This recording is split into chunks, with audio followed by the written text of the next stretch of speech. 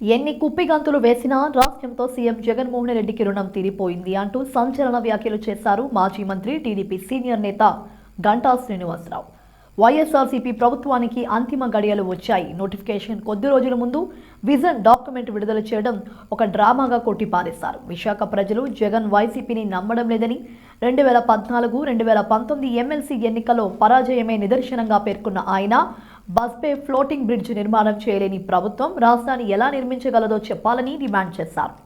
విశాఖలో ఈ ప్రభుత్వం వచ్చిన తరువాత 17 హెలీప్యాడ్ నిర్మాణం తప్ప అదనంగా వచ్చిన ఒక్క ప్రాజెక్టు లేదని దుయ్యబట్టారు గంటా. ఎన్ని కుప్పగంతులు వేసినా రాష్ట్రంతో జగన్మోహన్ రెడ్డికి రుణం తీరిపోయిందన్న ఆయన జగన్మోహన్ రెడ్డి గెలిచి ప్రమాణ స్వీకారం, వైజాగ్లో నివాసం ఈ రెండు జరిగే పనులు కాదన్నారు.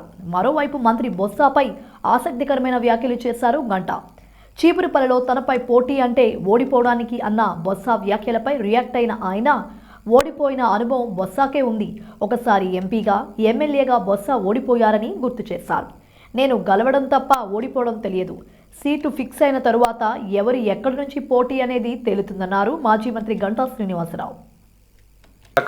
విదేశాంగ శాఖ, national centre for disease control, Indian army, RailTel corporation, Indian waterways authorities, geological survey of India, Bharat scouts and guides, international centre for alternate dispute resolution, మొత్తం 24 ఇన్స్టిట్యూట్స్కి 208 ఎకరాలు ఈ మొత్తం అమరావతిలో అలకేట్ చేశాం.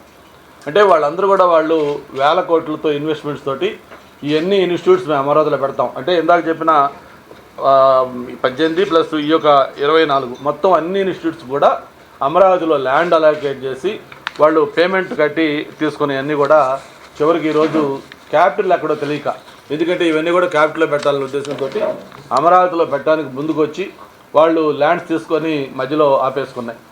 ఇవి ఒక పక్క ప్రైవేటు విట్ కానీ, ఎస్ఆర్ఎం కానీ, అమృత కానీ మరి ప్రైవేట్ ఇన్స్టిట్యూట్స్ కాబట్టి సరే క్యాపిటల్ కూడా ఒక పక్క ఉన్నప్పుడు కూడా వాళ్ళు బిల్డింగ్స్ కట్టి దాదాపు 25,000 మంది పైగా విద్యార్థులకి ఈరోజు అక్కడ వాళ్ళు ఎడ్యుకేషన్ అందిస్తూ ఉన్నారు.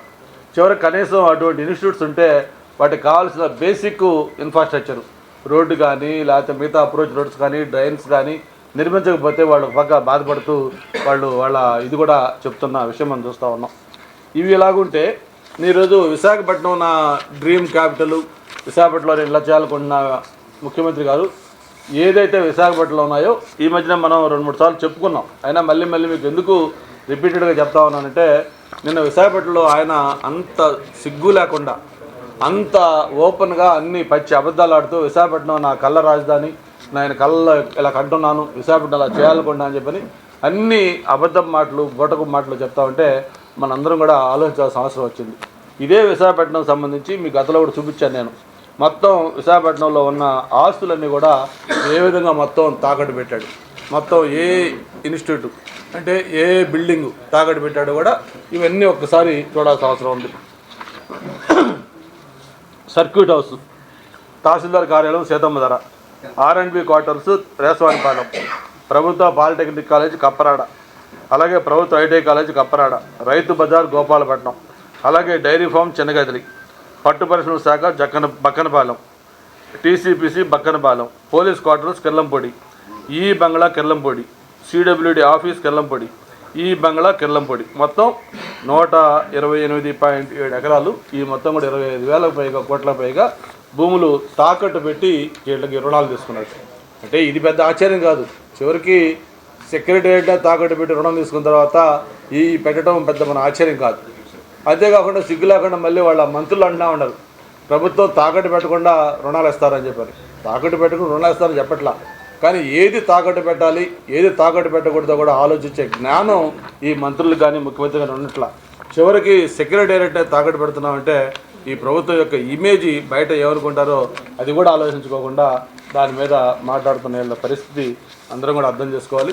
జగన్మోహన్ రెడ్డి గారు, మీరు ఎన్ని కుప్పిగంతులు వేసినా, మీరు ఎన్ని మాటలు చెప్పినా మీకు ఈ రాష్ట్రంతో రుణం తీరిపోయింది.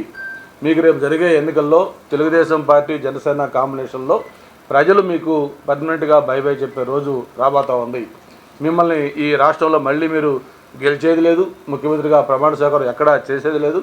మళ్ళీ మీరు ఏదైతే మీ ప్యాలెస్లో, తాడేపల్లి ప్యాలెస్సా లేకపోతే బెంగళూరు ప్యాలెస్సా లేకపోతే లోటస్ పాండ్లోనో మీరు ఆ ఫ్యాన్ కింద ఆ టీ గ్లాస్లో తాగుతూ మీరు రిలాక్స్ చేసే రోజు త్వరలోనే ఉందని చెప్పని కూడా తెలియజేసుకుంటూ, మీరు ఎన్ని ఇటువంటి విజన్ డాక్యుమెంట్ రిలీజ్ చేసినా, ఎన్ని కబుర్లు చెప్పినా కూడా విశాఖ ప్రజలైతే మిమ్మల్ని విశ్వసించరు. మిమ్మల్ని పర్మనెంట్గా ఈ విశాఖ ప్రజలు మిమ్మల్ని చేతరించుకున్నారు. ఆల్రెడీ మీ అమ్మ ఎలక్షన్ ద్వారా నిరూపించారు, మొన్న ఎలక్షన్లో నిరూపించారు, మొన్న ఎమ్మెల్సీ ఎన్నికల్లో నిరూపించారు.